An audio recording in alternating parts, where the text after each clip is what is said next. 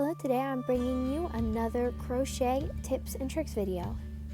Why buy stuffing when you can just use old yarn scraps? I keep a jar of yarn scraps around so I can stuff all my origami crocheted items. Something I've learned that is tin cans, old tin cans you can use to put your crochet hooks in, especially if you wrap some paper around it, it makes it look so nice. Number 3, pencil case. You can use a pencil case to not only to hold your pencils and pens, but also your crochet hooks. I don't recommend putting them both together though. You can buy little containers from the store. These ones are from Dollar Tree, and you can put your stitch markers and tapestry needles in them so they don't get lost. Last but definitely not least, ball jars. You can use ball jars to put your yarn balls into, like a yarn bowl. Just make sure it's a wide mouth so your yarn can come out. I hope you had fun, and I'll see you next time.